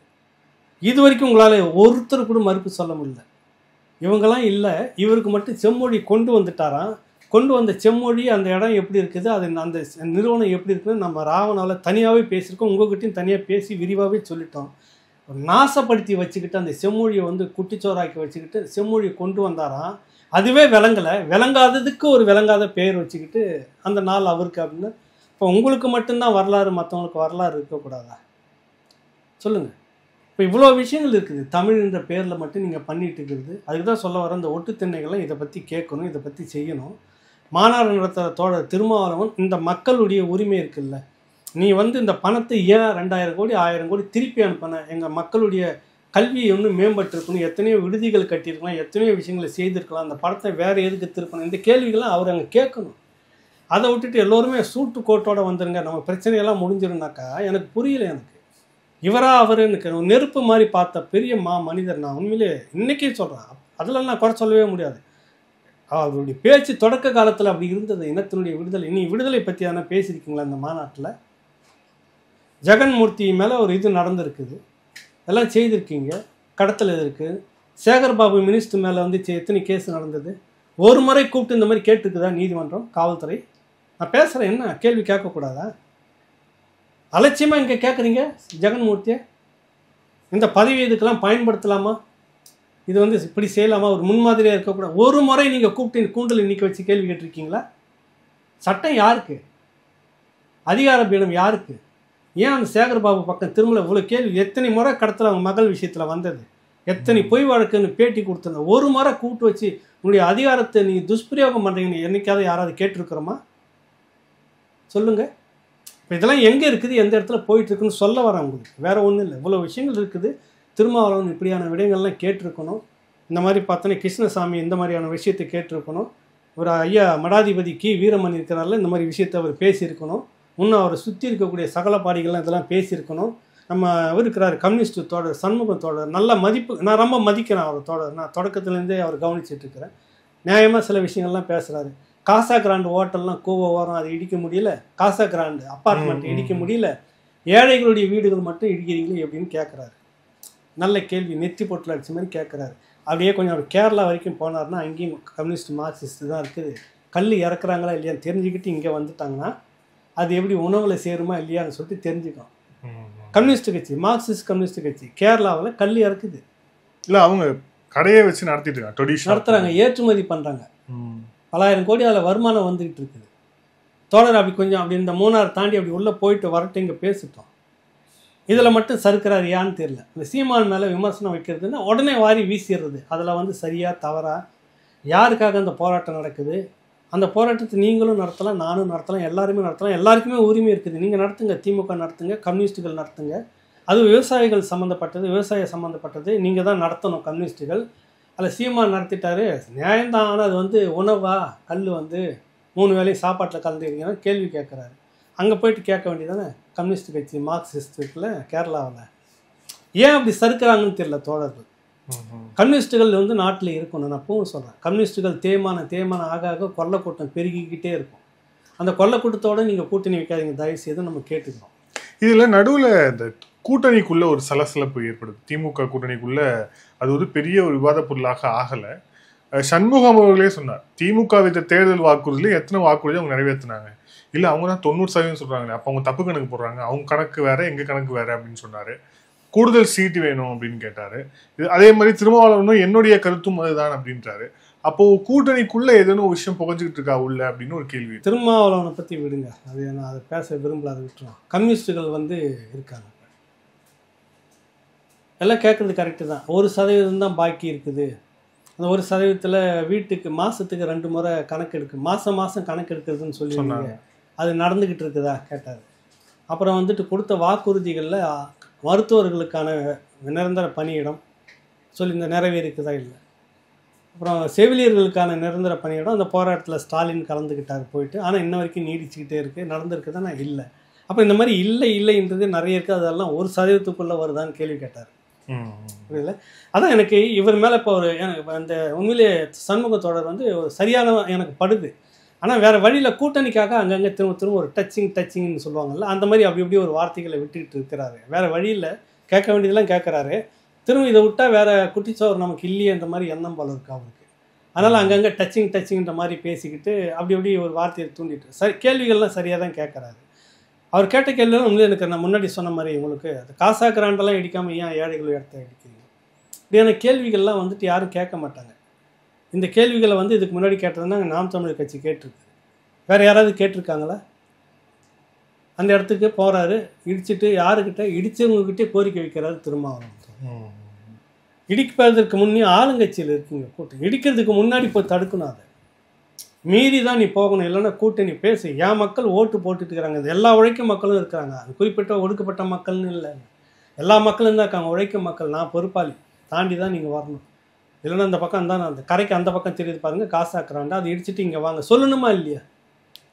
கோயம்பேடு பக்கத்தில் அந்த பிரிட்ஜு கோயம்பேடு பாலம் வருது இல்லை, பாலத்துக்கு அந்த பக்கம் இன்னொரு பாலம் வரும் ரோடு, அங்கே நின்றுட்டு அப்படி அந்த கூவத்தை பாருங்கள். கூவத்துக்குள்ளே வந்து பிரம்மாண்டமான ஒரு கட்டடம் இருக்கும் ஹோட்டல். யார் அனுமதி கொடுத்தா, யார் பட்டா கொடுத்தான்? நீர் வழி பாதைன்னு இருக்கும், நீர் வழி பாதையை ஒட்டி புறம்போக்குன்னு ஒன்று இருக்கும். புறம்போக்கு அட்டையை போட்ட புறம்போக்குக்கு பட்டா கொடுத்தது யார்? நான் கேட்குறேன். அது இடிச்சிருக்கணுமா இல்லைனா கண் எதிர்க்க காட்டணும். நீர் வழி பாதைன்னு இருக்குது, அளவுக்கு மீறி நீர் வெளியேறி போகும்போது அப்படின்ற காலகட்டத்துக்காகவே நீர் புறம்போக்குன்னு ஒன்று இருக்கும் அதை ஒட்டி.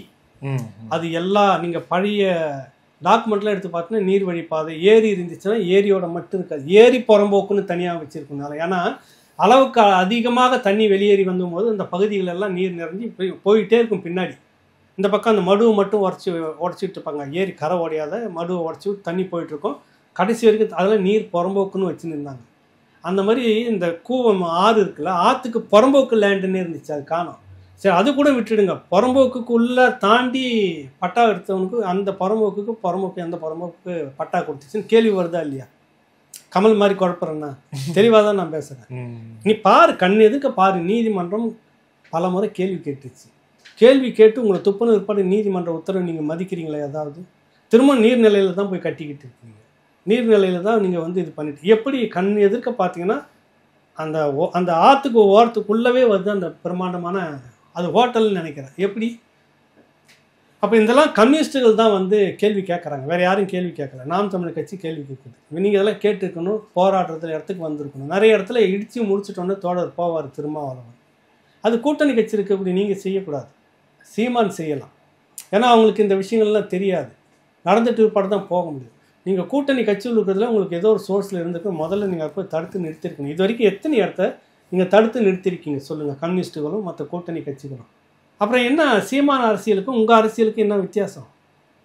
அவர் அதிகாரம் ஒருத்தரும் இல்லை. நீங்கள் சொன்ன மாதிரி எந்த தொகுதியிலையும் டெபாசிட்டும் வாங்கலை. நீங்கள் டெபாசிட்டை வாங்கியிருக்கீங்க, சட்டமன்ற உறுப்பினரை வச்சுருக்கீங்க. என்ன வித்தியாசம்? உங்கள் 2 பேருக்கு என்ன வித்தியாசம்? ஒரே ஒரு வித்தியாசம், நீங்கள் கோபாலபுரத்துக்குள்ளே இருக்கீங்க, அவர் வெளியே இருக்கிறாரு தான் வித்தியாசம். வேறு என்ன வித்தியாசம் இருக்குது?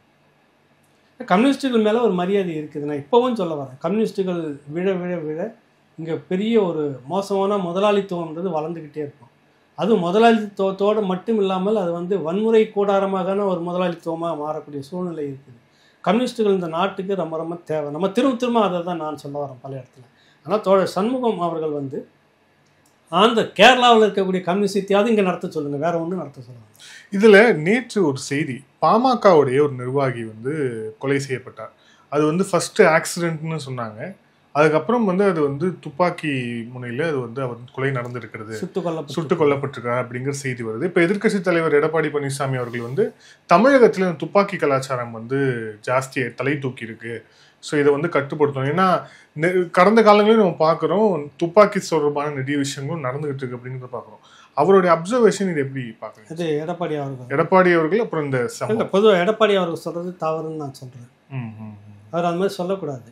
இது அமைதி பூங்காவாக இருக்குது தமிழ்நாடு. ஒரு சின்ன துளி வன்முறை கூட இல்லை, ஒரு கடத்தல் இல்லை, ஒரு கொள்ளை இல்லை, ஏன்னா வன்முறை மிரட்டல் எதுவுமே இல்லை, தினசரி ஒரு இது கூட கிடையாது உங்களுக்கு. அப்படி தான் அவர் சொல்லணும், புரியுதில்லை உங்களுக்கு? நீங்கள் அப்படி சொன்னீங்கன்னா தான் மாதம் மும்மாரி பொழிகிறது அப்படின்ற மாதிரி சொன்னீங்கன்னா தான் நீங்கள் நல்லவர் வல்லவர். அவர் நேரடியாக எடுத்தோன்னு நெத்தி போட்டில் அடிக்கிற மாதிரி சொல்கிறார். துப்பாக்கி கலாச்சாரமும் வந்துடுச்சு, துப்பாக்கி காட்டி மிரட்டுறது போய் சுற்றுறதே நடந்துடுச்சுன்னு. குறுகிய காலத்தில் மாதத்தில் 31 நாள்லாம் டெய்லியும் ஒரு கொலைன்னு நியாயமாக இருக்கும், கரெக்டாக? 31க்கு 64 கொலைன்னு வந்துச்சுன்னா என்ன ஆகும்? நடந்துகிட்டு இருக்கு தமிழ்நாட்டில். ஆனாலும் பாருங்கள், இது அமைதி பூங்கான்னு சொல்லிக்கிறாங்க இன்னும். இதுதான் எடப்பாடி அவர்கள் சொல்கிறாரு.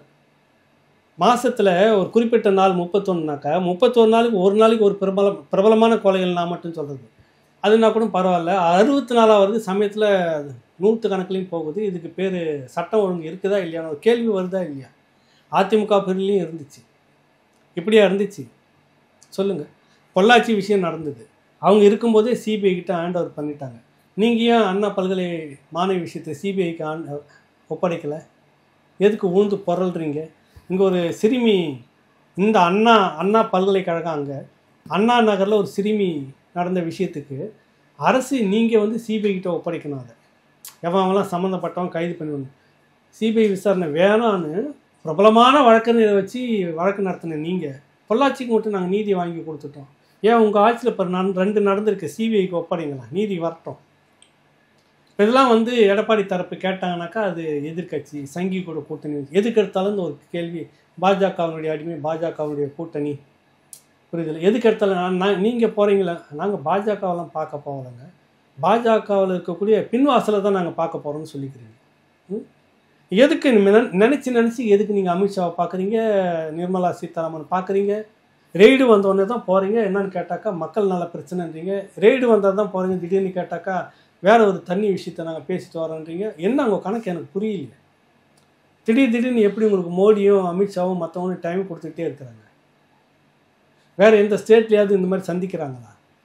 உங்கள் கணக்கு என்ன? பின்வாசல் உறவில் இருந்துக்கிட்டு இருக்கிறீங்க நீங்கள். அது 100 முறை சொன்னாலும் ஊரில் போகிறவன் அவங்கக்கிட்ட ஊதுகுழல் நிறைய இருக்குது, ஒட்டு திண்ணை நிறைய இருக்குது. இதை வச்சுக்கிட்டு போகிறவன்னு வரவங்களாம் இந்துத்துவான்னு பேசிட்டு நீங்கள் அதிமுகவை அவங்க நேரடியாக கூட்டணி வச்சுருக்காங்க, நீங்கள் மறைமுகமாக கூட்டணி வச்சுக்கிறீங்க. அதான விஷயம். சொல்லுங்கள், வேறு என்ன நடக்குது?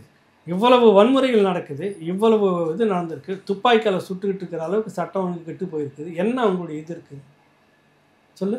தடிக்க விழுந்தா ஒரு நிகழ்ச்சி, வட்டம், ஒன்றியம், மாவட்டம் எல்லாம் போலீஸுடைய பெரும்பகுதி அங்கே தான் இருக்குது. எங்கள் குளத்தூர் தொகுதியில் பார்த்தா திடீர்னு போகிற வழியில் குறுக்கால போலீஸ்ன்ட்டு அந்த பக்கமாக போங்க. மாதத்தில் 3 முறை நடக்கும். அது என்ன தான் விழா நடத்துகிறாங்கன்னு எனக்குன்னு தெரியும். இல்லை முதலமைச்சர் தொகுதியில் சரி, அதுக்காக இருக்கட்டும். அதுக்காக போகிற மாதத்தில் 3 நாள் ரூட்டை மறிச்சு விட்டுன்னு இருப்பாங்க. எங்கள் இதில் தான் நடந்தது அந்த இதெல்லாம், டான்ஸ் எல்லாம் ஆடிக்கிட்டு ஒரு பார்த்தேன் நான். இது என்னடா இது இப்படி நடக்க? ஆஹா, மக்கள் இவ்வளோ ஆனந்தமாக இருக்கிறாங்களே. ஒரு தெருவில் லேடிஸ் டான்ஸு, இன்னொரு தெருவில் ஜென்ட்ஸ் டான்ஸ். இதில் கோரிக்கையெல்லாம் நிறைவேற்றிக்கிட்டே வராங்கன்னா அந்த கோரிக்கையை சொல்லி ஒரு டான்ஸ் தான். அப்போ அவங்களாம் தொகுதி மக்கள் இல்லையா சார்? தொகுதி மக்களாக இல்லையா நீங்கள் கேட்டு சொல்லுங்கள். அது ஒரு டான்ஸ் குரூப்புங்க. அதுக்கு ஸ்ரீதர்னு ஒருத்தட்டு பொறுப்பேற்றுட்டு அவர் தான் டான்ஸ் மாஸ்டரில் ஒரு பிரிவு பயிற்சி கொடுத்து என்னெல்லாம் எப்படிலாம் டான்ஸ் எப்படி நடத்தணும்னு ரிகல்சல் நடத்திட்டு வந்து நடத்தினாங்க. மக்கள் நினச்சிட்டியா நீங்கள்? இல்லைண்ணா, எங்கள் தொகுதி மக்கள் எல்லாருக்கும் சரிங்க, எங்கள் தொகுதி மக்கள் எல்லாருக்கும் நான் டான்ஸ் பள்ளியிலே படிச்சுட்டு வந்துட்டாங்களா? ஒரே மாதிரி தான் டான்ஸ் ஆடுவாங்களா? மகிழ்ச்சியில் ஆடுவோம், அவங்களுக்கு ஏற்ற மாதிரி ஆடுவோம். எல்லாம் ஒரே மாதிரி பயிற்சி கொடுத்து வந்து ஆடுவாங்களா? அந்த தொகுதியில் டான்ஸ் ஆடுறதுல வரைக்கும் நான் பார்த்தேன்னா அந்த ஏரியா முழுக்க எலெக்ஷனுக்காக சுற்றி இருக்கிறேன், கணக்கெடுப்பு நடத்துக்கு சுற்றி இருக்கிறேன், நிறைய இடத்துக்கு நிறைய வேலையாக சுற்றி இருக்கிறேன். இந்த மாதிரி முகத்தை நான் பார்க்கவே இல்லை. தொகுதி முழுக்க தேடி தேடி பார்க்குறேன், சந்து பந்தெல்லாம். இது என்ன அவங்களுக்கு அப்படி ஒரு அரிப்பு?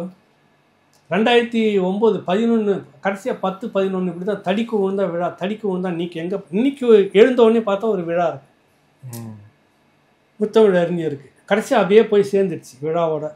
10 வருஷம் கூப்பில் உட்காந்துட்டு இப்போ அதே சாயல் நடக்குது. எனக்கு அதுதான் பயமாக இருக்குது. இது இன்னும் அடுத்த முறை ஒரு 5 வருஷம் இருக்கணும்னு நினைக்கிறேன். ஏன்னா அப்போவாவது மக்களுக்கு சூடு சொரணம் வரும். அடிக்க தானே வீரியம் வரும். பூனையை போட்டு ஒரு மூடையில் போட்டு நசுக்கும் போது தானே அது வீரியத்தை காட்டும். இன்னொரு 5 வருஷம் தானே ஒரு கொடூர முகம் தெரிஞ்சுன்னு இதோட ஊற்றி மூடுற மாதிரி ஆயிடுன்னு பார்க்குறேன். அப்படி எது கண்ணு எதுக்கே தெரியல. மக்கள் எல்லாம் இப்போவே யோசிக்க ஆரம்பிச்சிட்டாங்க. நானும் தேடி தேடி பார்க்குறேன், ஒருத்தர் கூட அந்த தொகுதி சேர்ந்த மூஞ்சி இல்லை. அந்த மாதிரி 2011 நடந்த மாதிரி 10, 11 நடந்த விழா மாதிரி இப்போ எங்கே பாரு விழா, எதுக்கு பாரு விழா, எல்லாத்துக்கும் ஒரு ஆட்டம் பாட்டம் கொண்டாட்டம், எல்லாத்துக்கும் ஒரு ரிகல்சர் ஆட்டம். என்ன புரியல எனக்கு. அப்படியே மக்கள் எல்லாம் அப்படியே பாலாறும் தேனாரும் ஓடுதுன்ற மாதிரி. இங்கே கேட்டால் கொலையாக முந்திரிக்கா. எடப்பாடி சொல்ல வேணாம், நாட்டு மக்களே சொல்கிறாங்க, பயத்தில் இருக்கிறாங்க. எங்கே என்ன நடக்குமோன்னு தெரியல, எல்லாம் போதையில் இருக்கிறாங்க. கஞ்சா எங்கே பார்த்தோம், குக்கு கிராமம், சாதாரண கிராமம் வரைக்கும். இப்போ எங்கள் ஊருக்கு மட்டும் போனால் அது ஒரு கொஞ்சம் பெரிய ஊர், பக்கத்து ஊர்லேயும் பார்த்தீங்கன்னாக்கா கஞ்சா எங்கேருந்து வருதுன்னு தெரியாத ஒரு டீம் உட்காந்து கஞ்சா அடிக்கிறாங்க. அந்த உள்ளூர் நிர்வாகிக்கு தெரியாதா, உள்ளூர் காவல்துறை அதிகாரிக்கு தெரியாதா? கேட்டால் காவல்துறையை ஒன்றும் பண்ண முடியாது. அவங்க ஒன்றியம் சொல்லுது, வட்டம் சொல்லுது, சதுரம் சொல்லுதுன்னு உட்காந்துக்கிட்டு அவங்க விட்டுருவாங்க. வேறு என்ன பண்ண முடியும்? இந்த 5 வருஷத்தில் விற்று எடுத்து முடிச்சுக்கணும், அவ்வளோதான். இதுக்கு மேலே உலகம் இருக்காது, நம்ம பணம் சம்பாதிக்க முடியாது ஒரு முடிவு பண்ணிட்டாங்க. இந்த 5 வருஷத்துல ஆற்ற கண்டா கடத்து, மலையை கண்டா கடத்து, ரோட்டை கண்டா கடத்து, எதை கண்டாலும் தூக்கு. இது இல்லாமல் வேறு என்னென்ன கொண்டு வந்து விற்க முடியும், பணத்தை முதல்ல ஆக்கி வச்சுக்கணும். இந்த தேர்தலை ஜெயிக்கிறோம், இல்லைன்னா ஒதுங்கிறது. இதோட அப்படி தான் போயிட்டுருக்குது. இப்போ வேறு என்ன போயிட்டுருக்குது? துப்பாக்கி எடுத்துன்னு சுட்டு கொள்கிற அளவுக்கு நடந்திருக்குன்னா இது எங்கே போய் நிற்குது இப்போவும் பார்த்தாலும் இன்றைக்கி சாயங்காலத்துக்குள்ளே பாருங்கள், நிறைய இந்த ஒட்டித்திணை வாசி யூடியூபர்ஸ்லாம் இருக்கும். அங்கே நடக்கவில்லையா, சதவீதத்தை எடுத்து பாருங்கள், இங்கே நடக்கவில்லையான்னு வீசுன்னு வீசுவாங்க. அதெல்லாம் நடந்துக்கிட்டே இவங்க இந்த நம்ம பேசுகிற பொய்யை வச்சு மக்கள் நம்புகிறாங்கன்னு நினச்சிக்கிறாங்க. யதார்த்தத்தில் நீ ஒன்றும் இல்லை, சரியான ஒரு நபர்களாக நீங்கள் இருந்துட்டீங்கன்னா கிளாம்பாக்கத்தில் போய் உட்காந்துக்கிட்டு உங்கள் பெரியமை மட்டும் ஒரு மணி நேரம் மைக்கு போட்டு பேசுங்களேன். பஸ் யாரை போகிற வரவங்களும் உங்களை துப்புன்னு துப்பி இல்லை துப்புறதுலேயே உங்களை அடித்து அதே சாக்கடியாக உங்களை பெரட்டி வெளியில் அனுப்பிடும்.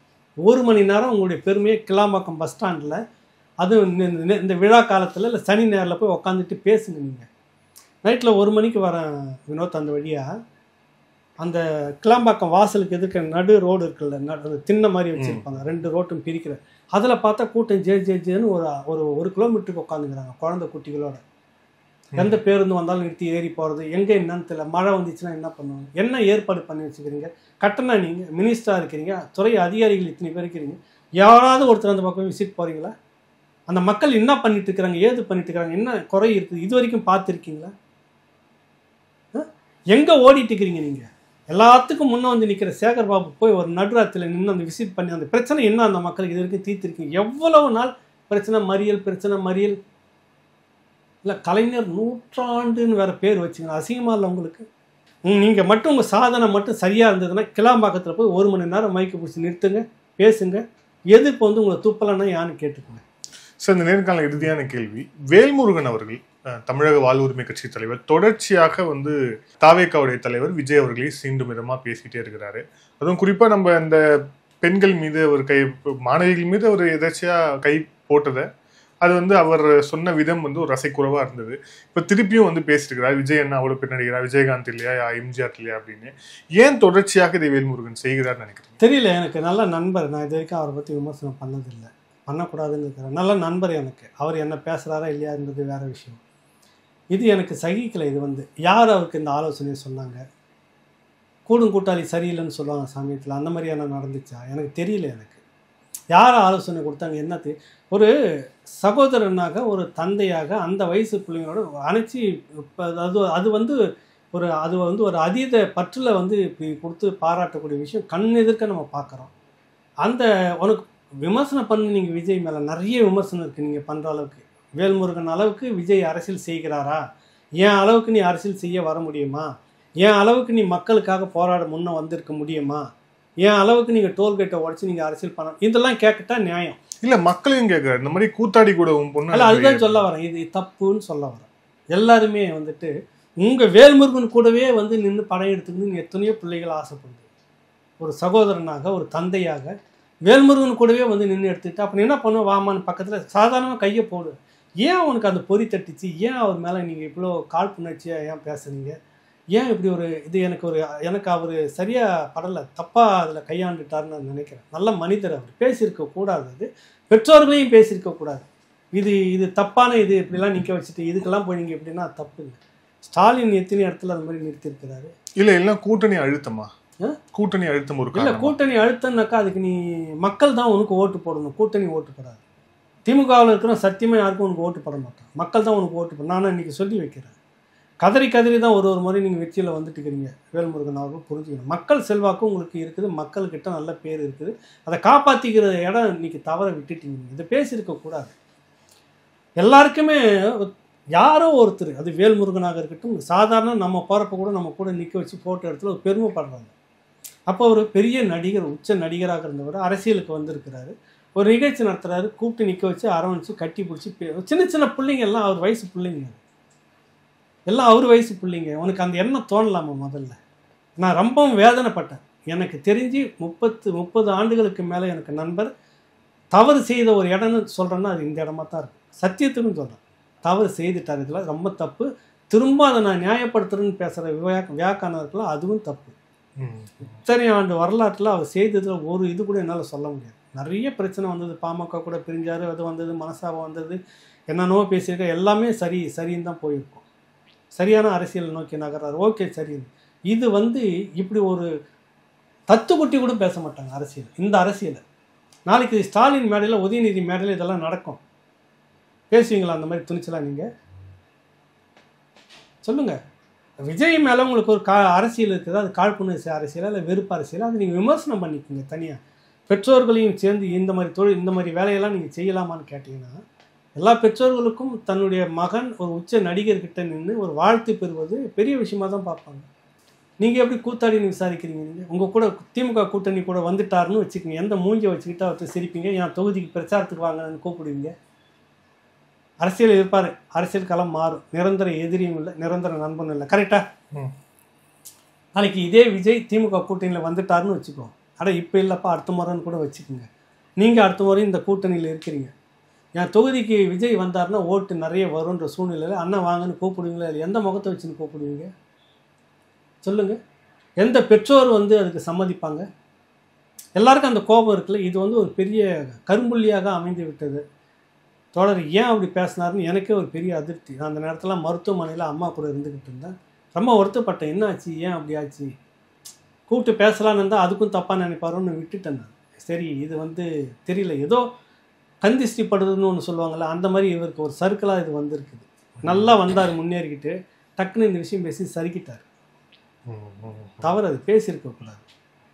நன்றி சார். பல்வேறு thank you sir. Thank you so much. ரொம்ப நன்றி வினோத்.